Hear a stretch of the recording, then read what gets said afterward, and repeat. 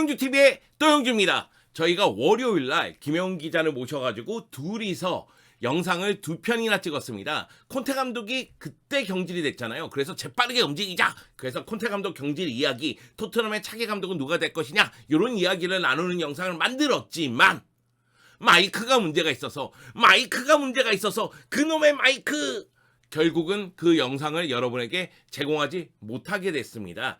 그러나 A매치 대한민국 대표팀 평가전 2경기가 모두 끝났잖아요. 클린스만 감독이 부임한 다음에 첫 경기, 그리고 두 번째 경기였습니다. 어떤 경기 내용이 있었느냐, 콜롬비아전에서 어떤 식으로 경기 운영을 했느냐, 우루과이전에서 어떤 식으로 경기 운영을 했느냐, 그래서 차후 클린스만 감독은 어떤 방향으로 대표팀을 이끌 것이냐, 이런 이야기를 좀 해볼까 합니다. 물론 콜롬비아전도 우루과이전도 승리를 거두지 못했습니다. 아쉬웠죠. 너무나 아쉬웠습니다. 특히 콜롬비아전, 진짜 너무 빨리 실점했어. 한 번에 2골을 실점하다니 2대0으로 앞서 있었잖아. 그리고 우루과이전 오영규 선수 그 골, 오프사이드, 너무 아쉬웠어요. 네, 그렇지만은 저는 재밌었습니다. 저는 보는 내내 이거 흥미로운데, 야, 이거 손흥민에게 프리로를, 야, 경기 템포가 진짜 빠른데, 그러면서 클린스만 감독의 전술에 대해서 굉장히 흥미롭게 지켜봤습니다. 이런 이야기를 여러분에게 해드릴까 합니다. 그러면 지금부터 한번 같이 출발해 보시죠. 월드컵 이후 벤투 감독이 떠난 다음에 새로운 감독이 누가 될 것이라는 이야기가 굉장히 많았고, 클린스만 감독이 부임을 했습니다. 클린스만 감독이 부임하면서 클린스만 감독이 과거의 행적 때문에 여러 가지 시끄럽고 논란이 있었죠. 하지만 클린스만 감독이 스타 플레이어 출신 감독답게 인터뷰를 너무나 매끄럽게 하면서 나름대로 여론을 잠재우는 데 성공을 했고, 그리고 이번에 대한민국 대표팀을 이끌고 대한민국 대표팀 감독으로서 데뷔전을 치렀습니다. 콜롬비아전이었잖아요. 전반전에 경기를 완전히 압도했어. 이야, 이거 뭐야? 아니, 이렇게 빠른 템포. 야, 그리고 손흥민 미쳤어. 손흥민 쩔어. 막 그랬었거든요. 그러면서 2대0으로 앞섰지만은 후반 시작하고 나서 집중력이 상실되면서 너무나 빠르게 2골을 허용하는 거예요. 그러면서 너무 큰 아쉬움이 있었지만은 무승부에 만족을 했고, 전반전 경기력은 너무나 완벽했습니다. 그리고 나서 우루과이를 만났죠. 우루과이전은 사실 우리나라 대표팀이 경기를 주도한 경기이긴 하지만 세트피스 수비의 문제를 드러내면서 2골을 허용했죠. 황인범 선수가 골을 넣으면서 전체적인 분위기를 가져왔고, 여기에 김영권 선수의 골은 골키퍼 차징으로, 오영규 선수의 골은 오프사이드로 VAR 끝에 취소가 됐습니다. 심장이 콩탕 하면서 경기를 지켜봤는데 이 골들이 취소돼서 너무나 아쉬웠었죠. 그런데 느린 장면 보면은 취소되는 게 맞는 것 같습니다. 자, 이 2경기 정말 경기 내용도 그렇고 결과도 그렇고 흥미진진했습니다. 클린스만 감독, 파울로 벤투 감독의 장점을 이어가면서도 자신의 색채를 드러날 생각인데, 파울로 벤투 감독의 이 빌드업 축구, 그러면서 점유율을 높게 가져가는 이 축구, 하지만은 클린스만 감독은 다릅니다. 빠른 템포에 의해서 공격 쪽에서 직선적인 플레이를 보여줬거든요. 이런 차이점에 대해서 자세히 이야기를 나눠볼까 합니다. 클린스만 감독의 대표팀은 벤투 감독의 대표팀과 뭐가 달라졌느냐? 빌드업 과정 자체에서 약간의 변화는 있습니다. 물론 이제 큰 정우영 선수가 수비형 미드필더로서 라볼피아나 운영을 유지하는 모습은 있었어요. 그러면서 정우영 선수가 내려와서 버텨주고 볼을 잡아주고 1차 빌드업에 관여하고자 노력을 했었죠. 근데 벤투 감독 같은 경우에는 역시 짧은 패스를 통해서 공격을 전개하면서 연계 플레이를 중시했다면, 클린스만 감독 같은 경우에는 정우영 선수가 고립됐을 때에는 롱패스를 적극적으로 활용하면서 공격의 템포를 높이고자 노력을 했습니다. 그리고 측면을 이용한 빌드업 같은 경우에도 벤투 감독 같은 경우에는 짧은 패스로 전진하기 때문에 패스를 주고받으면서 풀백들이 위로 올라가서 풀백들이 넓게 펼치면 왼쪽에 손흥민, 오른쪽에 황희찬이 안쪽으로 들어가는 모습이 있었죠. 반면에 클린스만 감독의 전술을 보면은 이강인 선수가 나왔을 때를 예를 들자면, 이강인 선수가 크게 펼치는 장면이 있었습니다. 물론 이재성 선수는 안쪽으로 들어오고 이기재 선수가 올라가는 장면이 있으면서 풀백과 윙어가 동시에 크게 펼치는 약간 변칙적인 그런 모습도 나오긴 했거든요. 그런데 공격 쪽에서 확실히 활발한 모습을 보여줬기 때문에 팬들은 조금 만족하지 않았을까, 그런 생각이 듭니다. 공격수들의 움직임 자체도 큰 차이가 있어요. 무엇보다도 큰 차이는 손흥민을 어떻게 이용하느냐의 문제예요. 사실 벤투 감독 같은 경우에는 측면 쪽에서 풀백과 윙어가 연동해서 들어가는 장면이라든가 최전방 스트라이커가 측면으로 빠지면서 윙어와 연동해서 들어가기를 원했다면은 크리스만 감독 같은 경우에는 템포를 빨리 가져가야 되니까 공격수들이 공간 쪽으로 빠르게 들어가면은 그거에 맞게 찔러주는 플레이가 좀 많았습니다. 또는 넘겨주거나요. 그러면서 공격 템포를 최대한 빨리 가져가고자 노력을 했죠.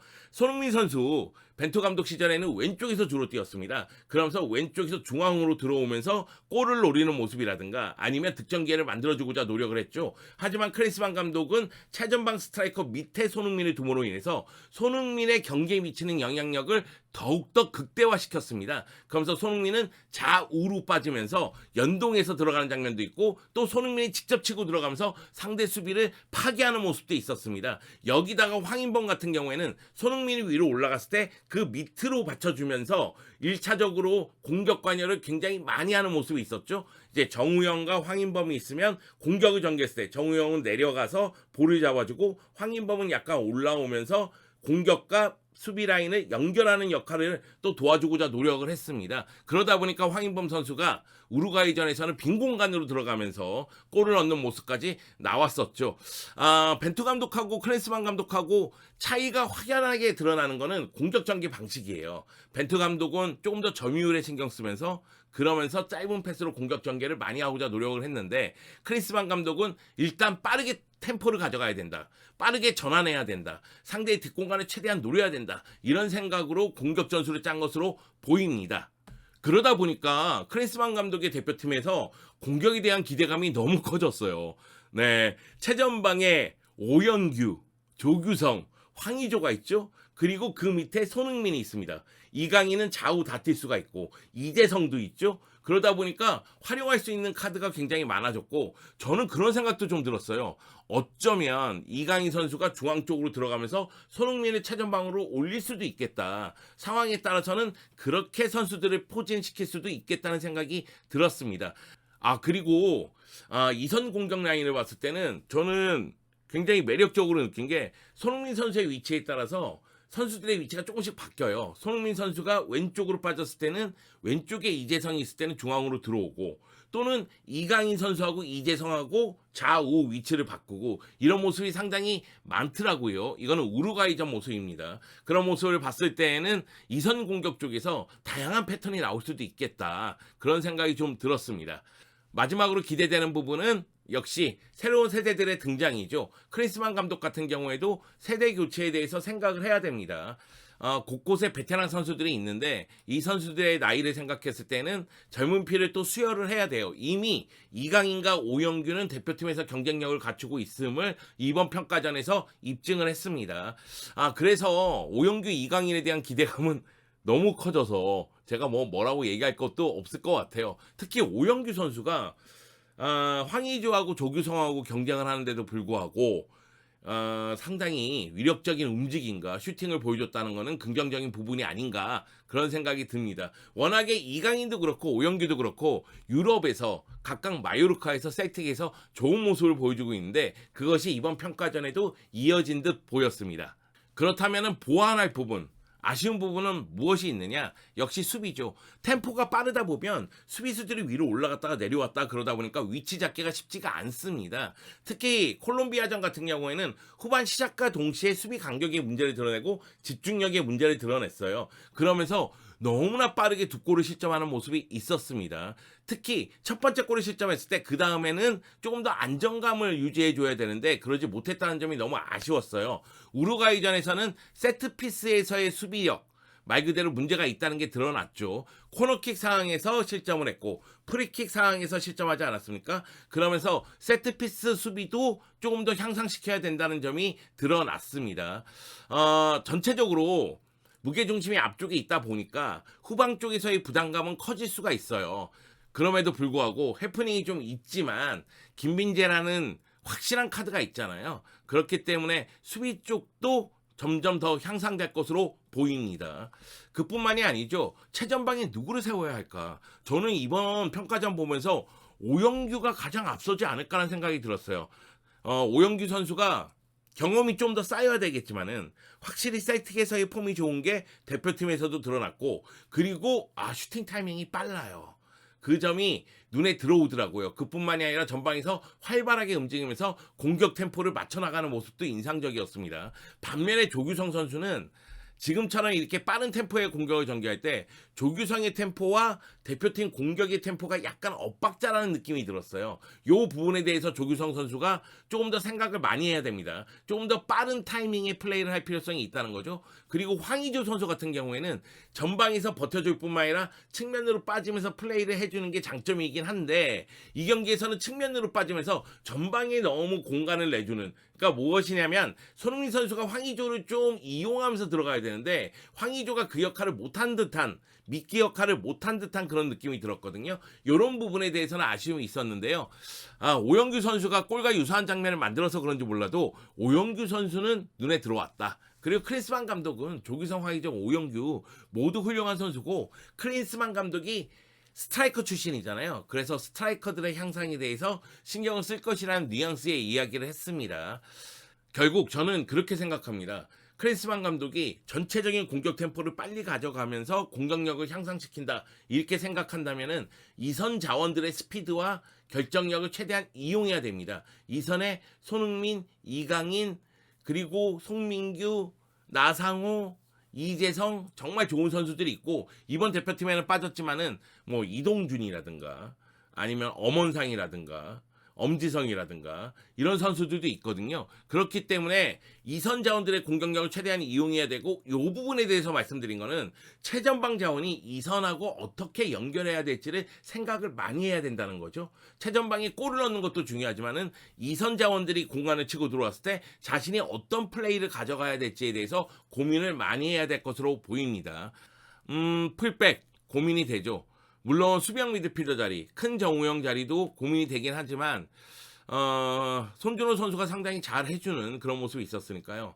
풀백들은 계속해서 새로운 얼굴을 좀 찾아야 되지 않을까라는 생각이 들더라고요. 이번에 우루과이전에서는 김태환 선수가 두 번째 골 실점할 때 상대 선수를 놓치는 장면이 좀 있었고, 그리고 김진수 선수 같은 경우에도 이번 A매치 기간 동안 허리 부상을 당했고, 그러다 보니까 풀백 자원들에 대해서도 새로운 얼굴을 좀 찾아야 되지 않을까. 그리고 크리스만 감독이 풀백을 이용한다면 풀백에게 세부적인 전술 지시를 할 필요성이 있지 않을까라는 생각이 조금 들었습니다. 이기재 선수 활약이 눈에 들어오긴 했잖아요.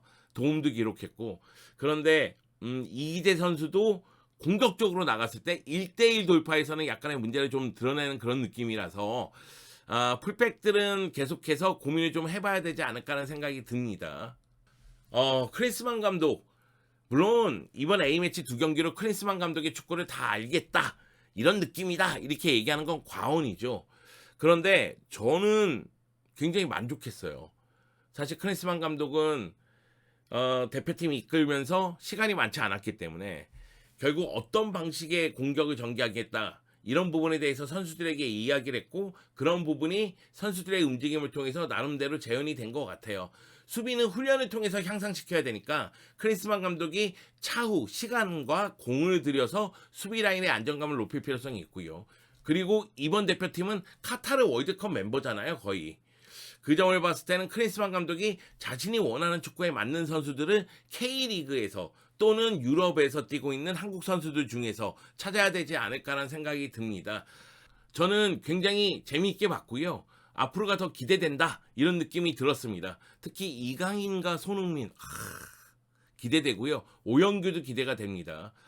다만 좀 아쉬움이 있다면 김민재 선수의 인터뷰와, 그리고 손흥민과 김민재가 서로 SNS 언팔하면서 나름대로 약간의 마찰이 있는 것 아니냐, 이런 시선이 있다는 부분인데, 이런 부분에 대해서도 뭐 손흥민 선수도 프로고 대표팀에서의 비중이 크고 김민재 선수도 당연히 그러니까 크리스만 감독이 대표팀에 불렀을 때 교통정리를 좀 해줘야 되지 않을까 하는 생각이 좀 듭니다. 저는 재밌었습니다. 이 정도면 저는 만족합니다. 물론 평가전이기 때문에 그렇습니다. 결과가 필요한 경기에서는 결과를 도출해 내야 되겠죠. 자, 크리스만 감독의 한국 대표팀 앞으로 더 기대하고 더 응원하겠습니다. 보여줘!